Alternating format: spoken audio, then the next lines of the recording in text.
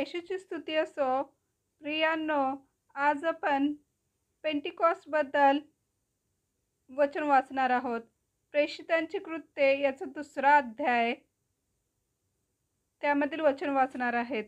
तर 50 हा आकडा आपल्याला देवाच्या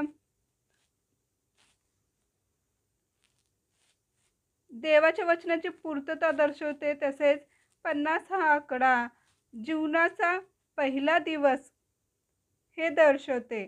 तर आपण वचन वाचूयात आता. पवित्र आत्म्याचे दान. नंतर पेंटिकॉस्ट म्हणजे 50वा दिवस आला, तेव्हा ते सर्व एकत्र जमले असता अकस्मात मोठ्या वाऱ्याच्या सुसाट्यासारखा आकाशातून नाद झाला व ज्या घरात ते बसले होते ते सर्व त्यांनी भरले आणि वेगवेगळ्या होत असलेल्या अग्नीच्या जिभा त्यांना दिसल्या व प्रत्येकावर त्या एक एक अशा बसल्या. तेव्हा ते सर्वजण पवित्र आत्म्याने परिपूर्ण झाले आणि आत्मा जसजशी त्यांना वाचा दिली तसतसे निरनिराळ्या भाषा बोलू लागले. आमेन. तर येथे दिसते की 50व्या दिवशी, पेंटिकॉस्टच्या दिवशी सगळे एकत्र जमलेले असता त्यांना देवाचा पवित्र आत्मा हा मिळालेला आहे.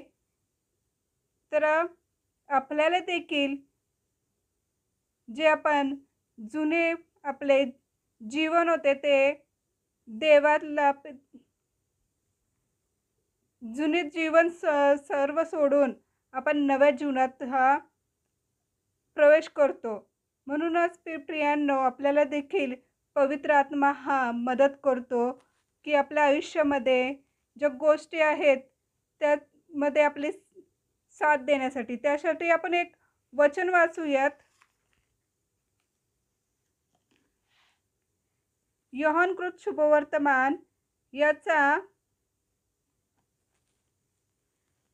14वा अध्याय, त्यामधील 26वे वचन.